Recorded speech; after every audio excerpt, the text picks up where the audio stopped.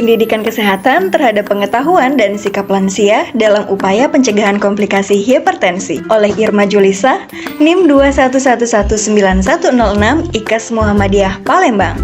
Tekanan darah tinggi atau hipertensi adalah suatu peningkatan tekanan darah di dalam arteri. Secara umum, hipertensi merupakan suatu keadaan tanpa gejala di mana tekanan yang abnormal tinggi di dalam arteri menyebabkan meningkatnya resiko terhadap stroke, aneurisma, gagal jantung, serangan jantung, dan kerusakan ginjal. Hipertensi merupakan suatu kejadian kenaikan tekanan darah sistolik dan diastolik melebihi 140 dan 90 mmHg setelah dilakukan pengukuran ulang untuk kedua kali dengan selang waktu selama 5 menit dan dalam kondisi yang tenang. Apa saja sih yang menjadi faktor resiko hipertensi? Yang pertama adalah usia. Semakin bertambah usia seseorang, semakin berkurang elastisitas pembuluh darahnya, sehingga tekanan darah di dalam tubuh orang yang sudah lansia akan mengalami kenaikan dan dapat melebihi batas normalnya. Yang kedua adalah keturunan. Orang tua yang mempunyai tekanan darah tinggi atau hipertensi ada kemungkinan dapat menurunkan kepada anak. Yang ketiga, jenis kelamin. Pria yang berusia 45 tahun lebih berisiko terkena darah tinggi dibandingkan wanita. Sementara itu, wanita yang berusia di atas 65 tahun lebih berisiko terkena penyakit ini. Selanjutnya, faktor olahraga. Orang yang tidak pernah melakukan berbagai olahraga akan lebih berisiko terkena tekanan darah tinggi. Jika tidak pernah melakukan olahraga, akan menyebabkan jantung menjadi tidak sehat. Hal ini berakibatkan jantung tidak bisa memompa darah dan akan mengakibatkan aliran darah di dalam tubuh menjadi tidak lancar.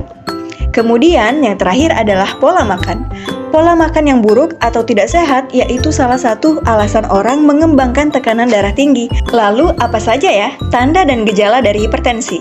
Gejala-gejala penyakit yang biasa terjadi baik pada penderita hipertensi maupun seseorang dengan tekanan darah yang normal hipertensi yaitu sakit kepala, gelisah, jantung berdebar, pendarahan hidung, sulit tidur, sesak napas, cepat marah, telinga berdenging, tekuk terasa berat, berdebar dan sering kencing di malam hari. Gejala akibat komplikasi hipertensi yang pernah dijumpai meliputi gangguan penglihatan, saraf, jantung, fungsi ginjal, dan gangguan serebral atau otak yang mengakibatkan kejang dan pendarahan pembuluh darah otak yang mengakibatkan kelumpuhan dan gangguan kesadaran hingga koma. Dan bagaimana cara pencegahan hipertensi? Pencegahan hipertensi dilakukan melalui dua pendekatan. Yang pertama adalah pemberian edukasi tentang hipertensi.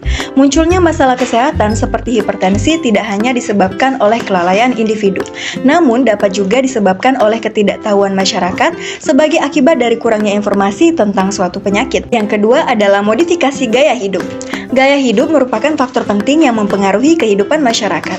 Gaya hidup yang tidak sehat dapat menjadi penyebab terjadinya hipertensi, misalnya aktivitas fisik, pola makan, dan stres, serta lain halnya. Selanjutnya, pencegahan primer yaitu tidur yang cukup antara 6-8 jam per hari, kurangi makanan berkolesterol tinggi, dan perbanyak aktivitas fisik untuk mengurangi berat badan.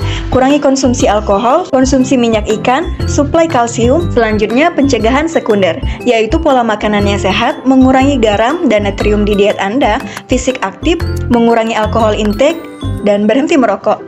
Yang terakhir, pencegahan tersier, yaitu pengontrolan darah secara rutin, olahraga dengan teratur, dan disesuaikan dengan kondisi tubuh. Hipertensi yang tidak ditangani dengan baik dapat menyebabkan komplikasi hingga menyebabkan kematian. Hipertensi dapat menimbulkan dampak pada diri penderita antara lain gagal jantung, karena jantung bekerja lebih keras sehingga otot jantung membesar. Penumpukan plak lemak dan plak garam di dinding pembuluh darah, dan sumbatan di pembuluh darah nadi leher, serta pecahnya pembuluh darah kapiler di otak dapat menyebabkan pendarahan sehingga sel-sel saraf dapat mati. Lalu bagaimana ya cara penata laksanaan hipertensi dengan baik?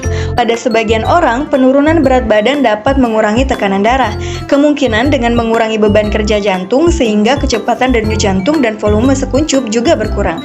Olahraga terutama bila disertai penurunan berat badan.